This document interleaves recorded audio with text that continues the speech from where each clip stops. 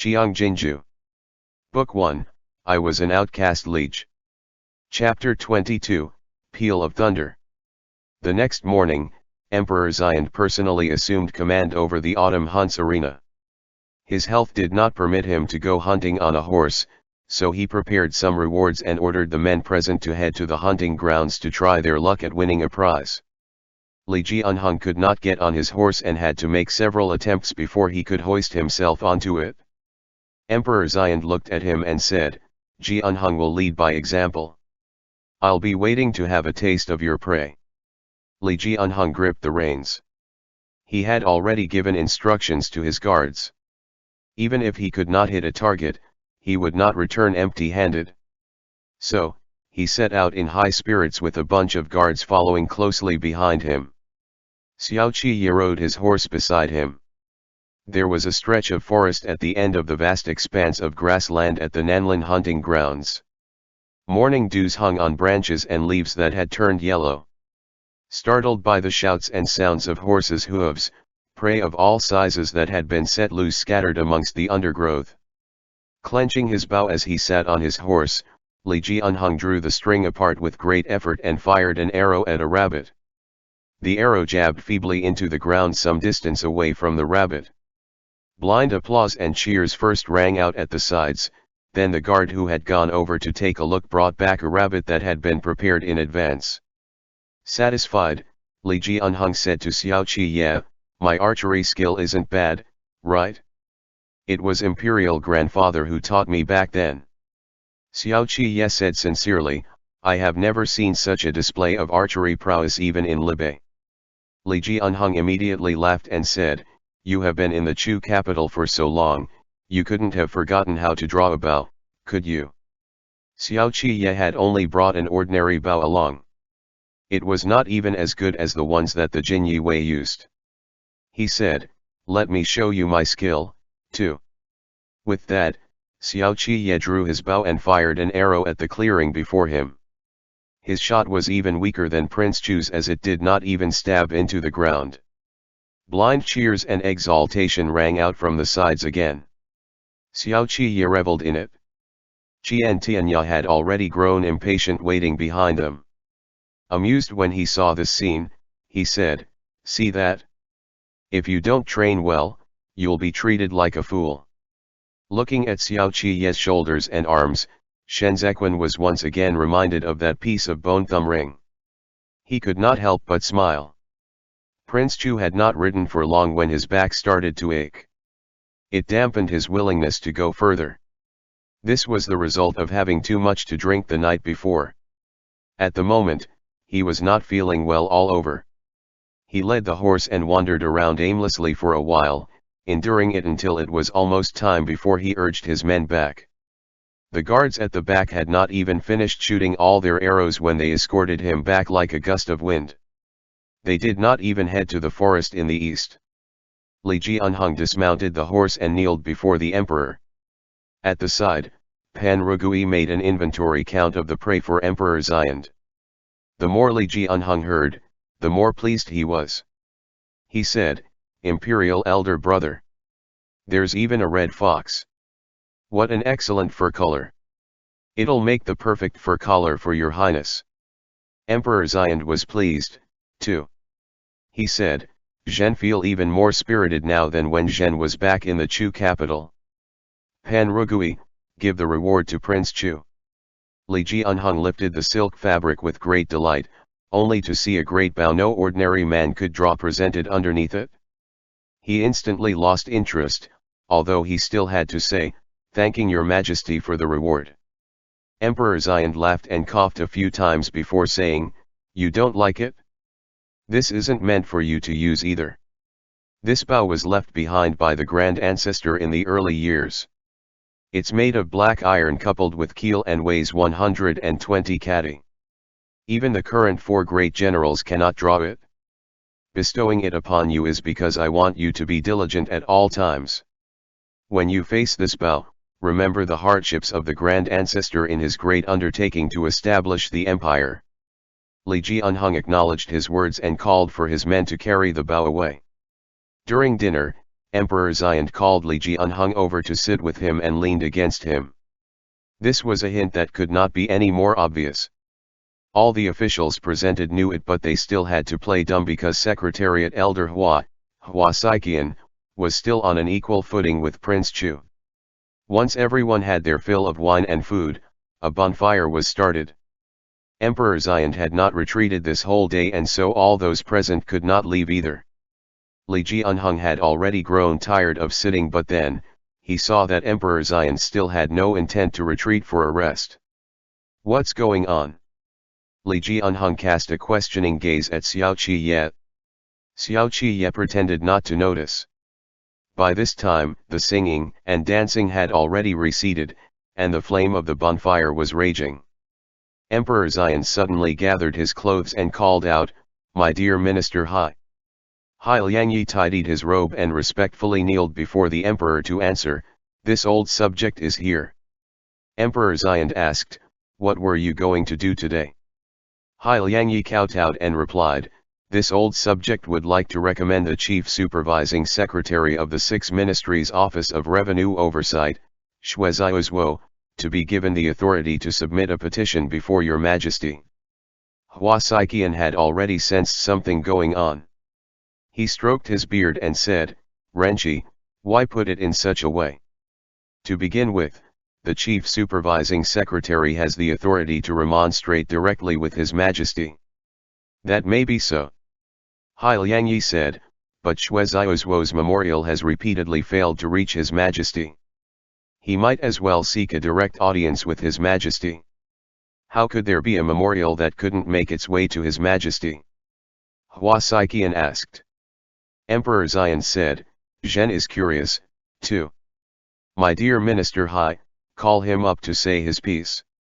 Having received the command, Pan Rugui exchanged looks with Hua Saiqian and strode 2 steps out to call out, "Summon the Chief Supervising Secretary of the Office of Revenue Oversight, Shueziozhuo, for an audience with His Majesty." Shueziozhuo was not wearing his official robe.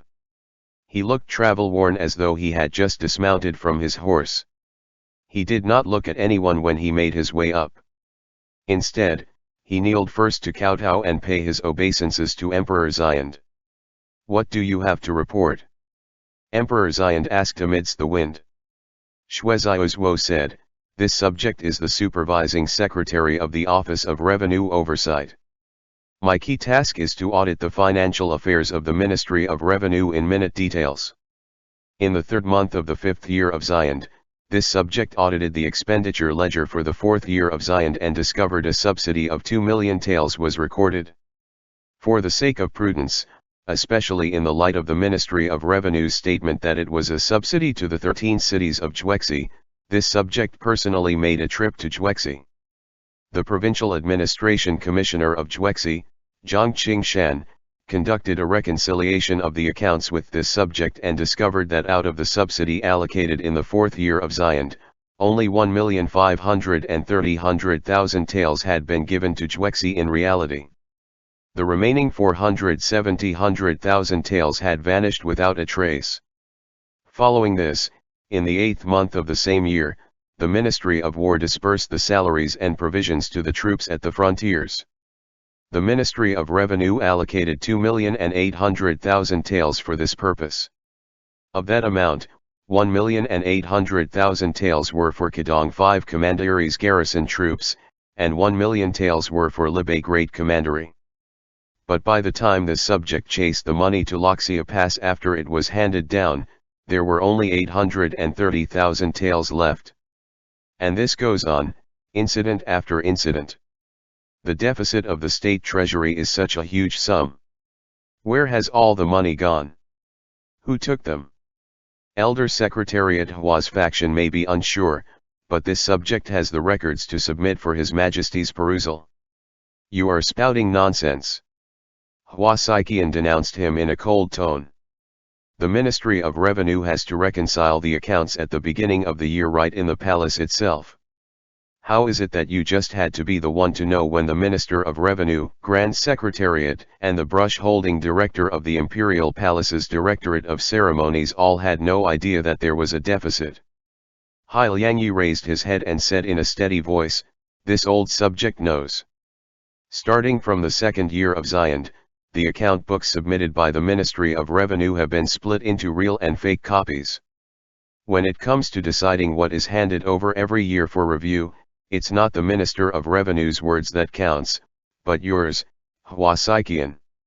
The crackle of the bonfire exploded like a sudden burst of thunder that struck everyone present into silence. None of them had expected Emperor Xian to raise tough questions in such a manner so suddenly. "Fine." Huasaiqian laughed and slapped the table to get up. "So, you are making up wild charges now? What Hua faction? All the lands in the world belong to the emperor. I, Huasaiqian, have been open and aboveboard in everything I have done. All along, I've placed His Majesty first. If there are any dubious accounts, take them out now. Zheng Qiuashi, tally it with him."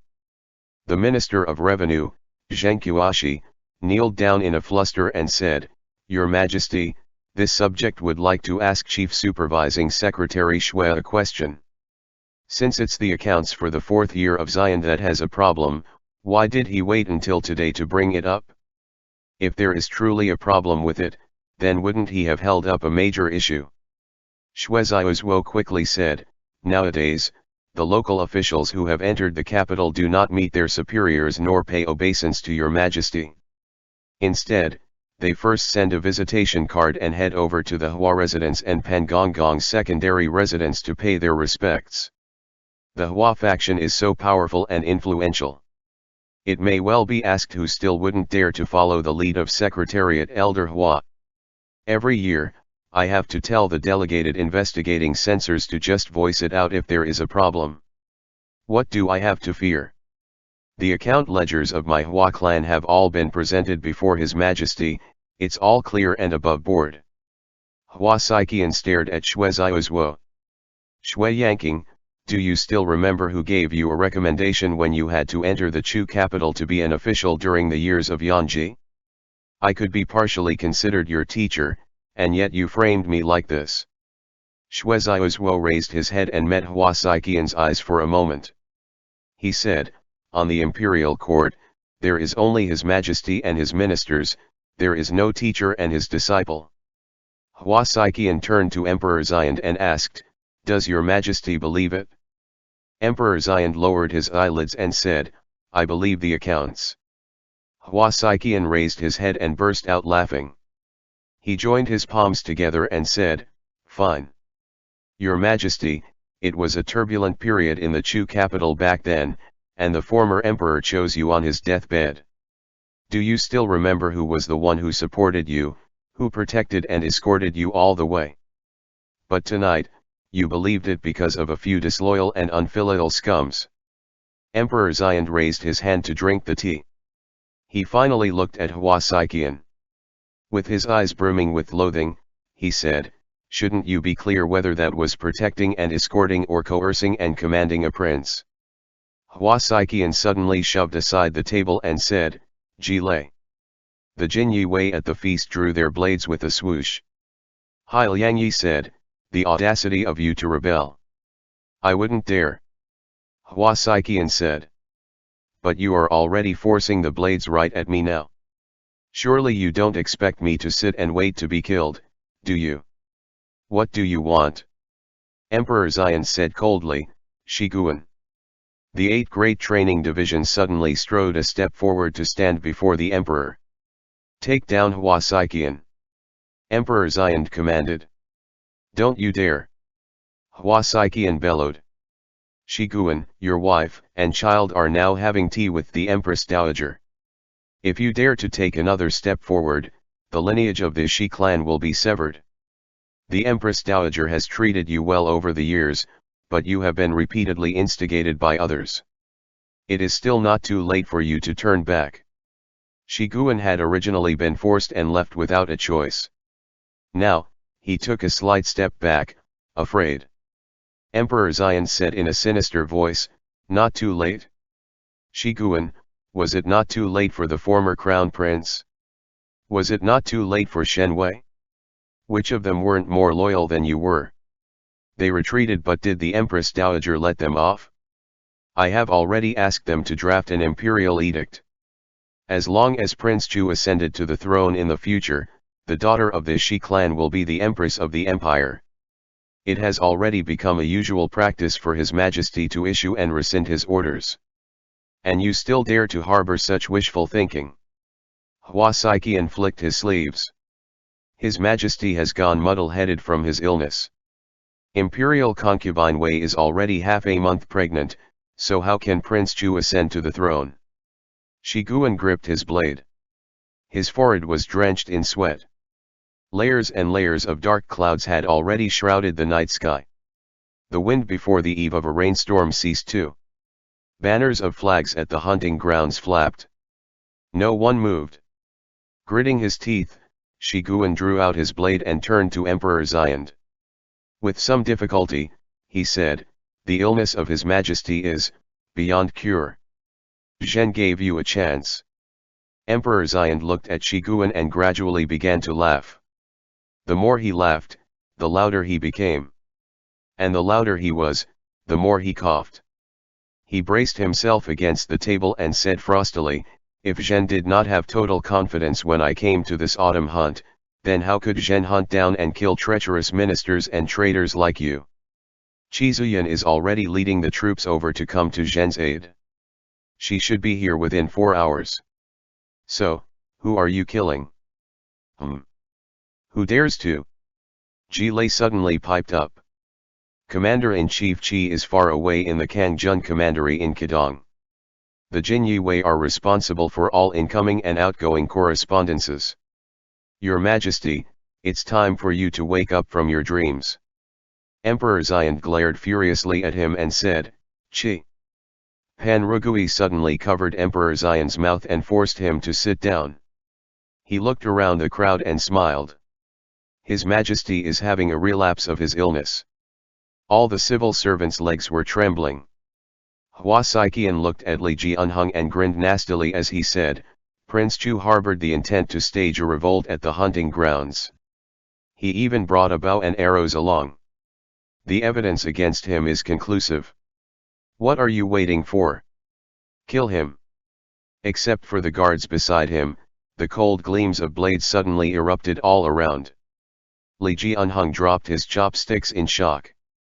As he retreated, he tumbled onto the ground along with his seat. He said, Secretariat Elder. I have no intent to proclaim myself the Emperor." "Your Highness." Hua Saiqian said, "Do you know how the 4 words, 'in spite of oneself' is written?" Thunder exploded in the sky. Hearing the swarm of footsteps towards him, Li Jianheng hid among his guards. He could not even stand up as he said in a teary voice, "I'm an idle prince by nature. So why go to such an extent?" The gleam of a blade flashed past before him, and Li Jianheng held his head and yelled. But then, he heard a tremendous crash, and the table before him overturned with a bang. Someone gripped his back collar and lifted him up. "His Majesty bestowed the conqueror bow upon you, and so you are the crown prince of Great Zhou." Xiao Qiye let out a sinister smile. "As the viceroy of the imperial army in the Chu capital, I, Xiao Xian, want to see who will meet their fates under this blade of mine. Chen Yang, help the crown prince up the horse." "Second young master Xiao," Ji Lei slowly drew out his blade, "on account of the friendship between us, do you have to do this tonight? I've been fooling around for so long." Xiao Qiye released Li Jianheng. "I'm itching for a fight." "Capture him," Ji Lei said, "as long as there is no danger to second young master Xiao's life, it's fine to break his arms and legs." Xiao Qiye took off his cumbersome outer robe, only to reveal a form-fitting jinshuang underneath. He cast a glance around and said, "Whoever is able to break my arms and legs, I will not only award him 100 taels of gold, but also address him as master." His longly blade, which had almost never once left its sheath in the Chu capital, steadily slid out. Inch by inch, light the color of snow glinted along with a frosty, murderous aura that was very intimidating. "But if he can't break them, then his life is forfeited. End chapter. Notes. Jinswang is a more body-fitting outfit usually worn by martial arts practitioners to facilitate combat. Qiang Jin Jiu. Book 1, I Was an Outcast Liege. Chapter 23, Downpour. A gale assailed across the grass of the hunting grounds. The instant the flame leaped, the sudden sound of blades colliding against one another erupted.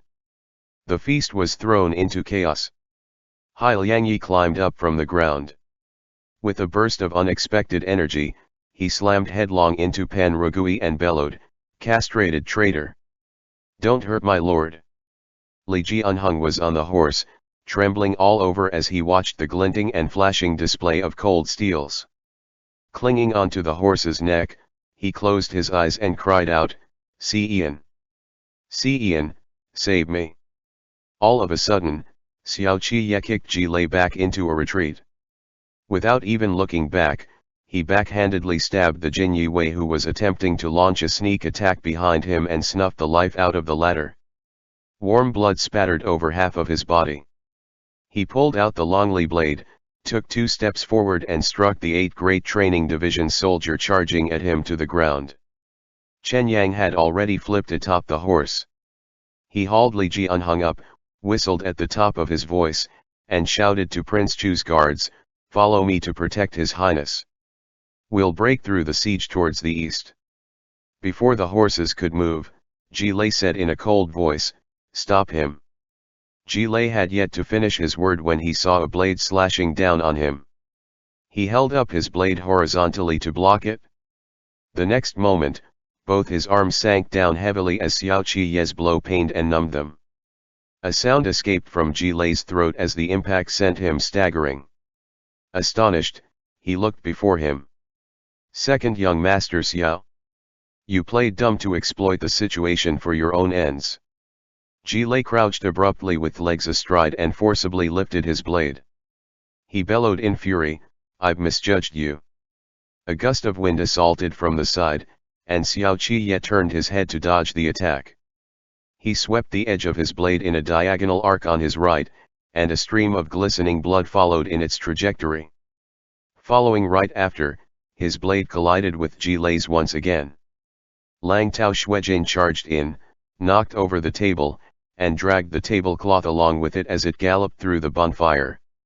In that moment, the fire surged, setting tents and withered grass on fire. The very instant Lang Tao Shuijin brushed past him, Xiao Qi flipped atop its back. With the back of his blade, he swatted the buttocks of the horse Prince Chu was on and spoke in a deep voice, "Go. Protect His Majesty."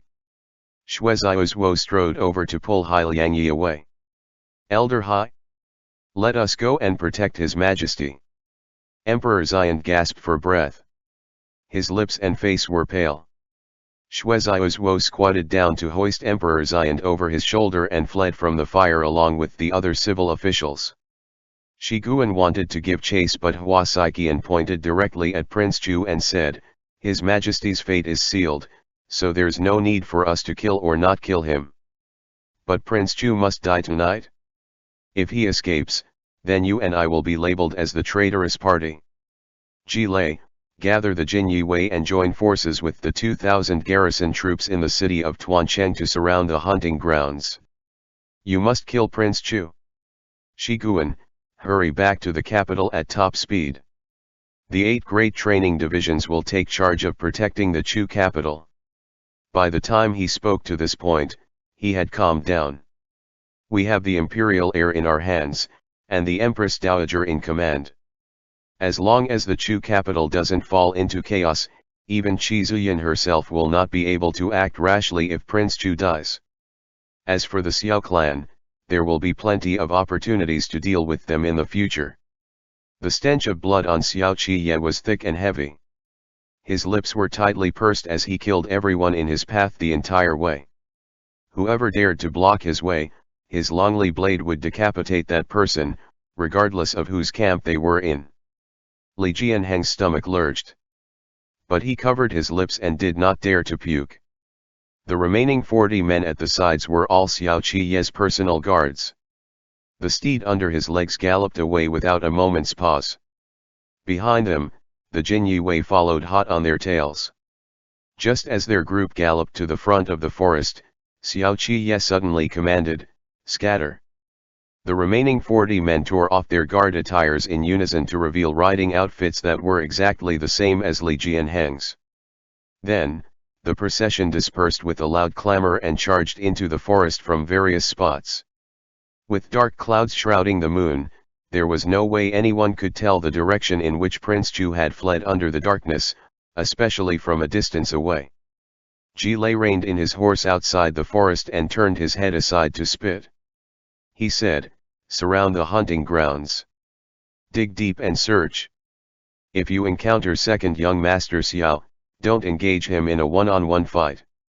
Form a team of at least 4 men and attack him from all sides."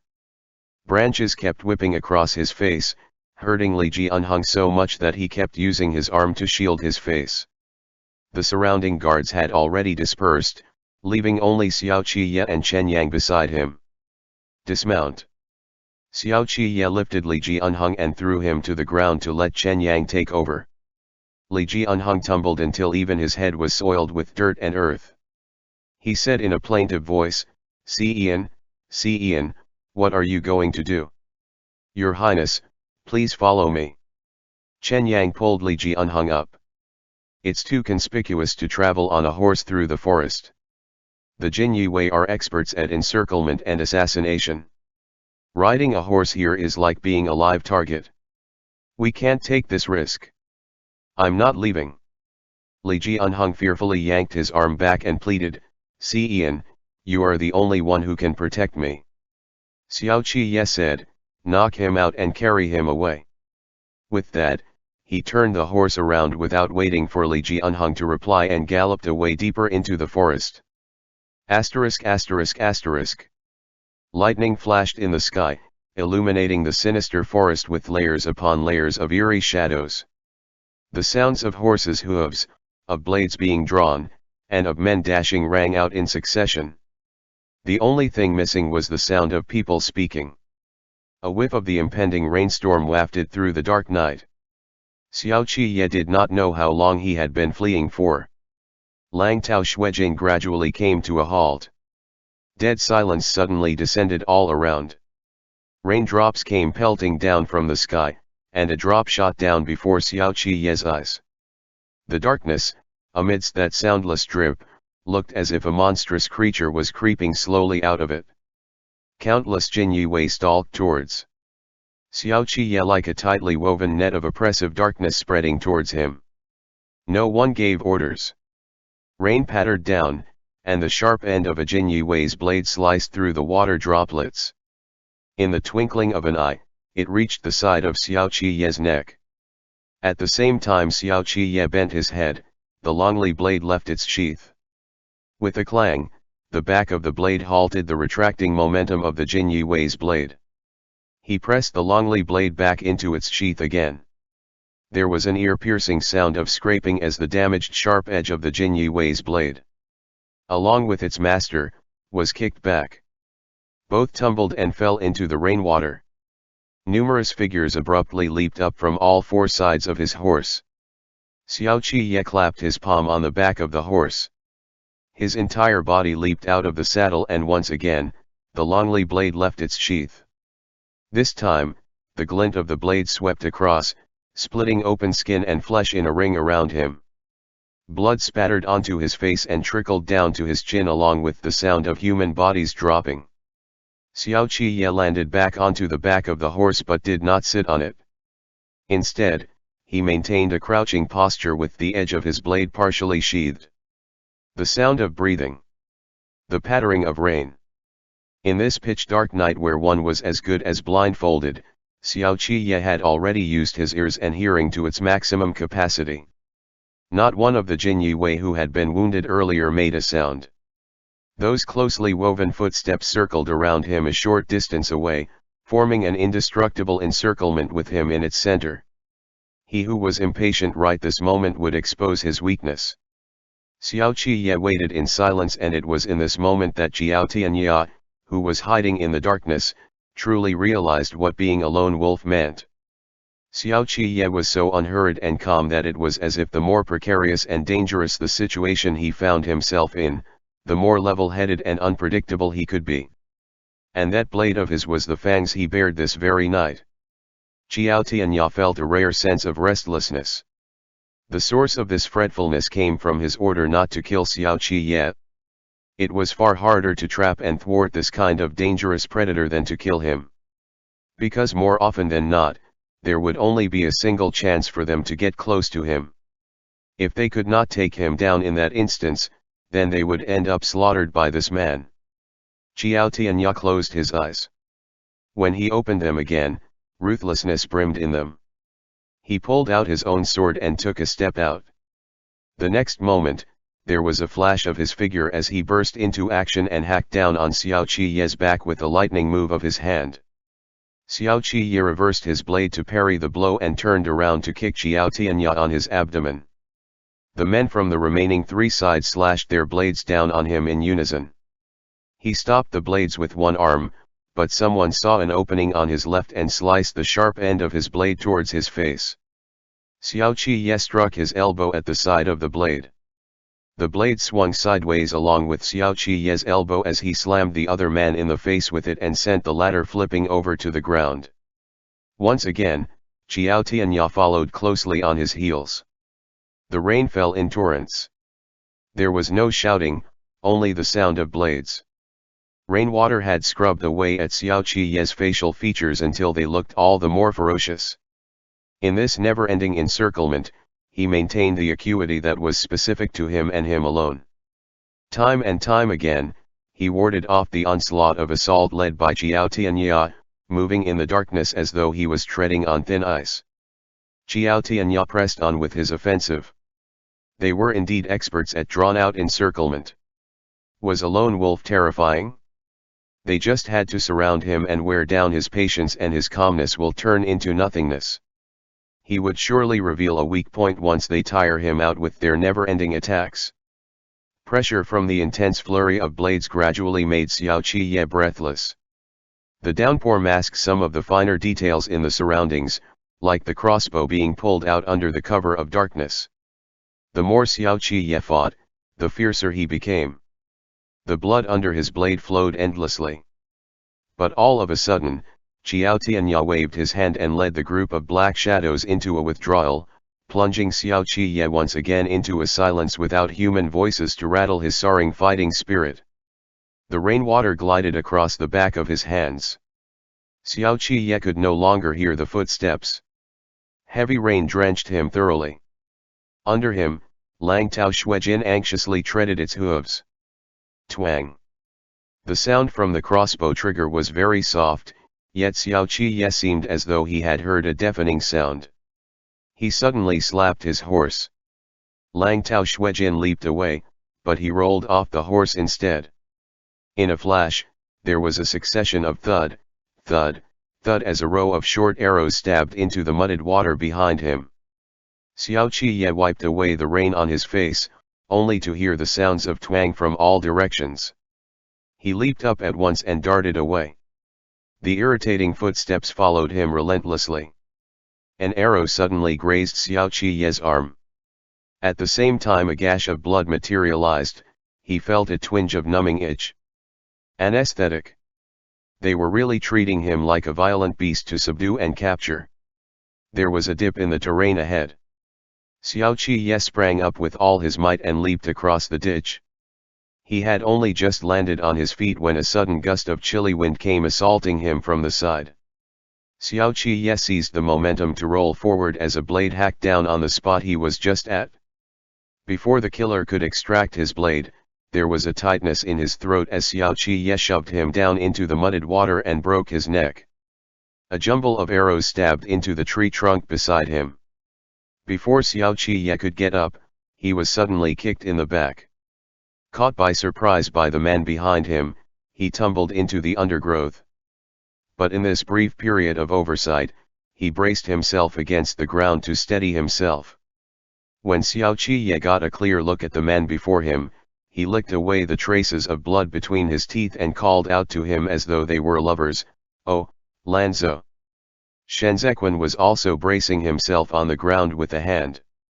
A thin blade was sandwiched between his fingers. He stared at Xiao Qiye in the rain and pounced.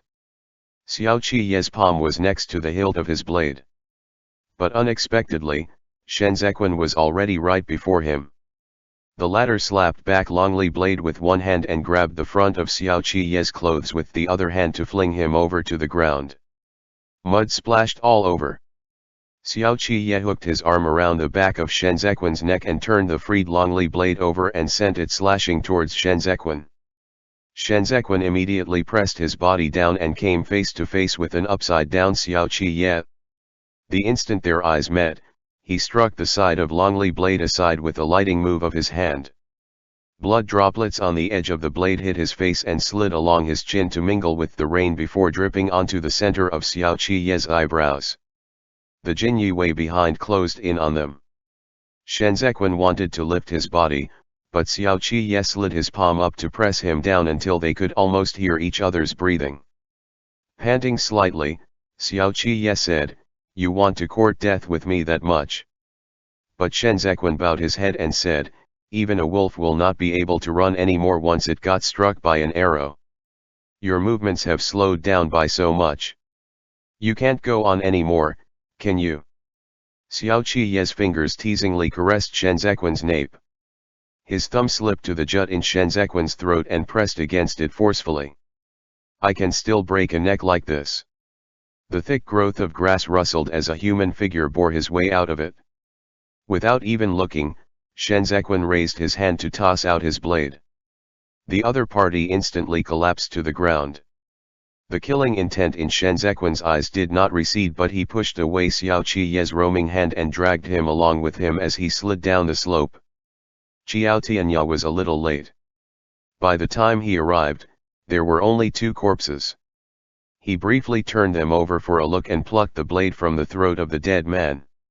He narrowed his eyes and said, "This doesn't seem to belong to second young master Xiao. And how did these killers get in?" "Second young master Xiao is the dog leash to hold Liege in check. He cannot die. Wasn't that the fucking consensus?" End chapter. Note: Xiaochun blade is the blade of the Jin Yue used during the Ming dynasty. Qiang Jin Jiu. Book 1, I Was an Outcast Liege. Chapter 24, Rainy Night. Lightning flashed and thunder boomed while rain poured down like curtains of waterfalls. Qiao Tianya stood up and handed the blade to the man behind him to put away. He said, "Second young master Xiao has been hit by an arrow. He won't be able to make his escape." At the bottom of the slope, Xiao Qiye and Shen Zequan lay prone in the mud with bated breath. At this time, there were Jin Yue everywhere around them, and there were also unknown assassins in hiding. It would prove to be harder than ascending to heaven for both men to escape. But breaking through the encirclement was even tougher. The most fatal of all was Xiao Qiye. His left arm, which the arrow had grazed, was starting to get numb. In just an hour, the drug would spread throughout his body and would paralyze him. Qiao Tianya brushed aside the tousled grass with his foot and saw the messy tracks of footprints. He silently raised his hand and pointed down the slope. Behind him, the Jin Yue filed out, crouching as they slowly surrounded and edged towards that sunken ditch. Xiao Qiye's body tensed as he listened to the approaching sound of men stepping on mud. The hilt of his blade was pressed against his palm. As long as someone jumped down prematurely, he would immediately leap up like a wolf and end the other party in a single blow. The blades of the Jin Yue had already swung their way to the edge of the slope. Xiao Qiye was suddenly stopped by Shen Zequan, who had grabbed hold of his soaked clothes. He shifted his gaze over and saw Shen Zequan's calm eyes. Right at this moment, several figures suddenly sprang down in the forest to engage the Jin Yue in a battle. Qiao Tianya drew his sword at them and saw a flash of flying blades. Following right after, a few Jin Yue toppled to the ground. With their morale boosted, the other party instantly pounced. Once chaos descended above them, Shen Zequan kept away the few remaining blades he had left. Without needing him to say more, Xiao Qiye had already leaped to his feet. He climbed along the muddy slope and rolled into the thick growth of grass on the other side. Catch them! Qiao Tianya bellowed. The Jin Yue streaked across the air in a retreat. Xiao Qiye extended and hung his arms up on a tree trunk and swiftly flipped atop it. Below him, Shen Zequan had only just reached when the Jin Yue behind him arrived, too. Like a ferocious tiger springing down the mountain, Xiao Qiye swiftly hacked down on them with his longly blade like a heated knife cutting through butter, forcing the crowd of Jin Yue to simultaneously backtrack in a retreat. Qiao Tianya sprang up from behind and brandished his blade to sweep it towards Xiao Qiye, who could not retract his own blade in time. Xiao Qiye abruptly ducked his head. Then there was a thud as the edge of Qiao Tianya's blade collided into a sheath. Shen Zequan pressed his sheath against the other blade. With one foot, he stepped onto Xiao Qiye's back, whose powerful lift of his own body raised Shen Zequan's whole body up to close in towards Qiao Tianya. The thin blade between his fingers on his other hand suddenly went assailing towards Qiao Tianya's eyes. Qiao Tianya did not dodge. The Jin Yue at both sides swiftly cleaved down their blades to obstruct the attack.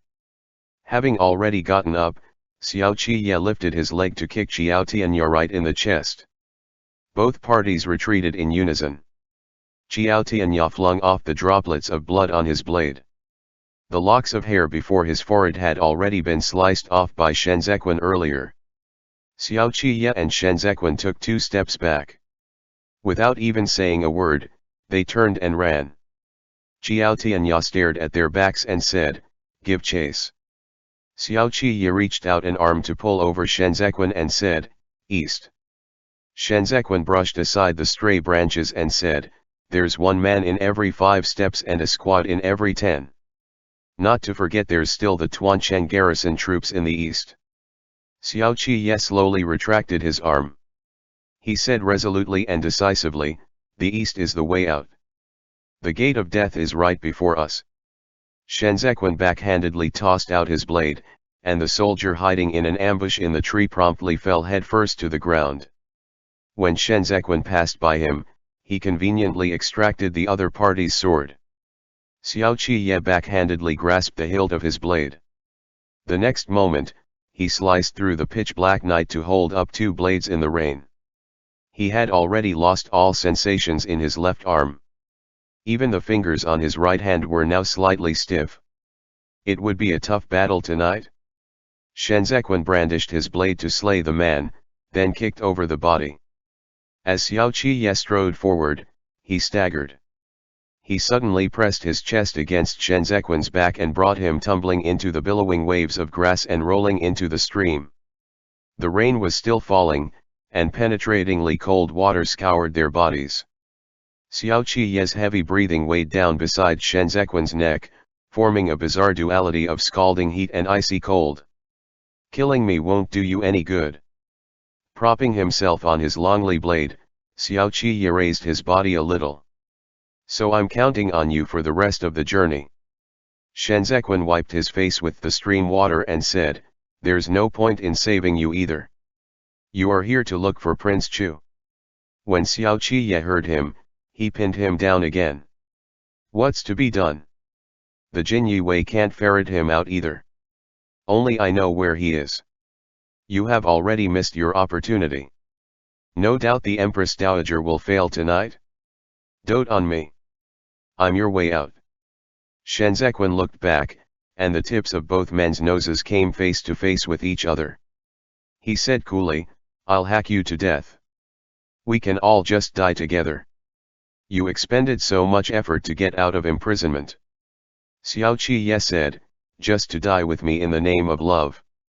You might as well use that mouth to have a chat with Qiao Tianya." Shen Zequan grasped hold of Xiao Qiye's hands with his icy fingertips. The next instant, the longly blade swept back and beat the pursuing troops back for a moment. Having received an opening, Shen Zequan lifted his leg to shove Xiao Qiye aside. He grabbed one sword with one hand and carried longly blade in the other. Then he calmed his panting breath caused by the sprint earlier. Put that life of yours on account.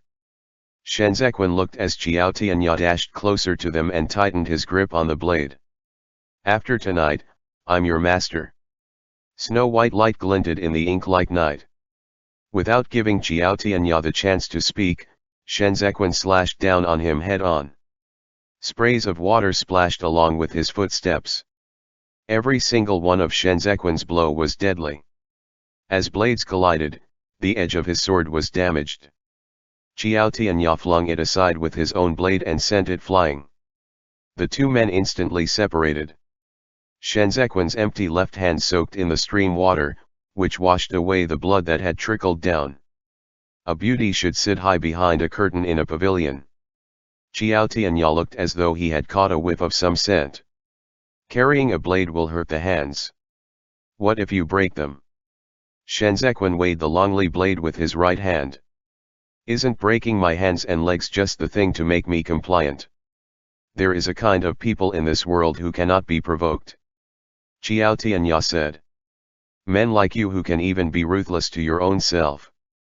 Shenzequan strode forward to attack. The longly blade was heavy, so he could not wield it smoothly and effortlessly enough. But being heavy had its own advantage.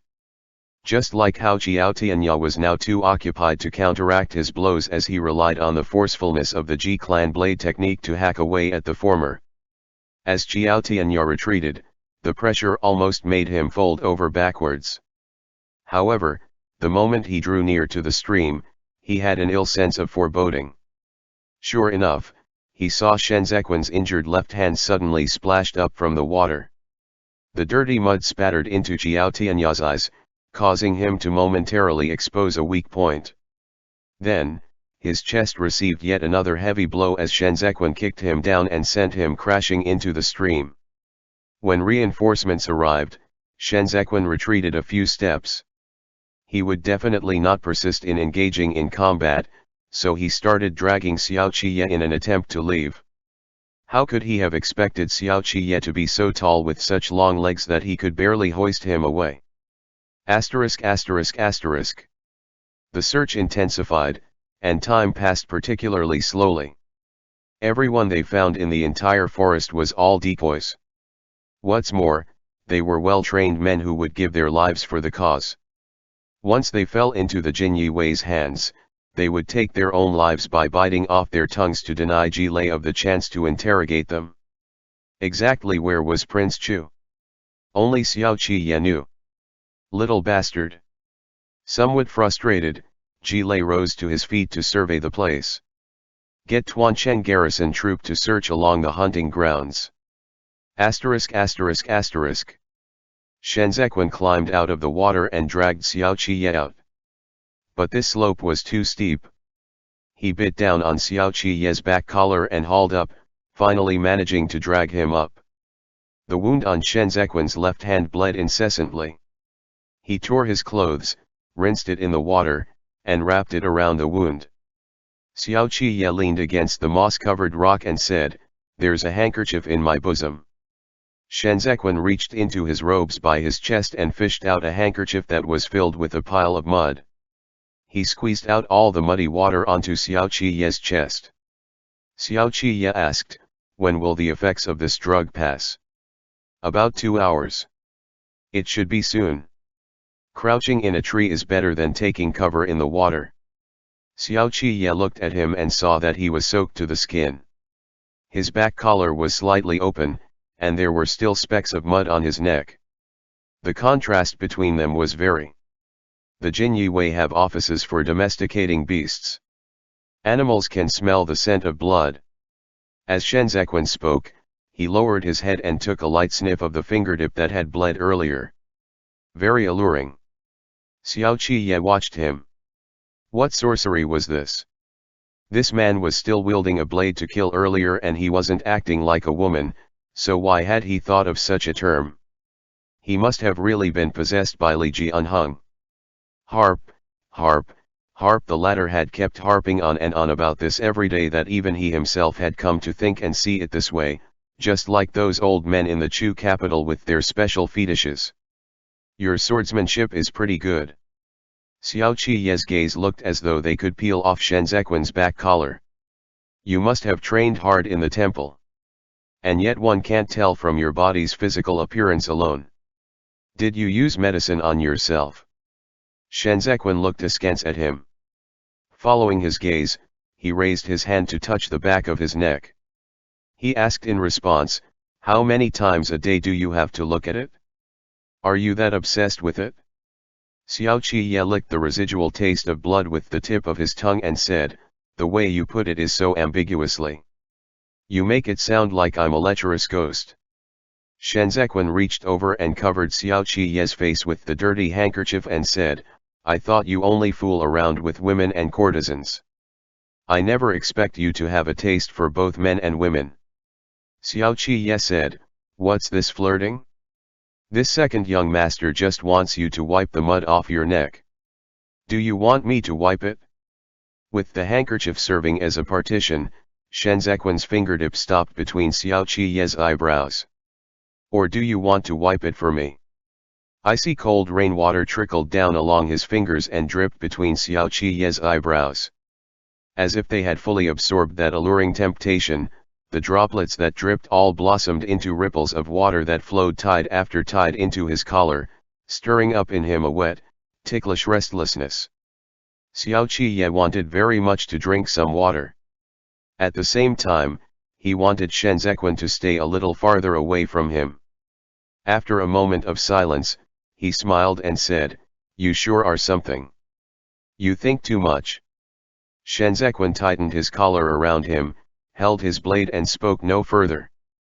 The rain gradually abated. The barking of hounds in the woods rang out from afar. Neither man moved. This rock was propped against the side of the stream, and it was covered with shrubs above. It was an exceptionally small and narrow hiding place, large enough for just one man. Xiao Qiye waited for quite a while, listening as the man leading the hound closed in on them.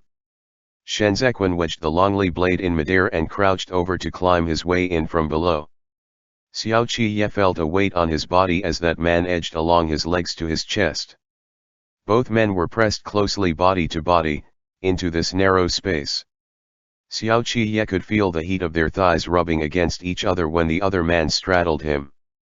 He could also feel the latter's breathing as he leaned in close beside his temple. Xiao Qiye covered his eyes.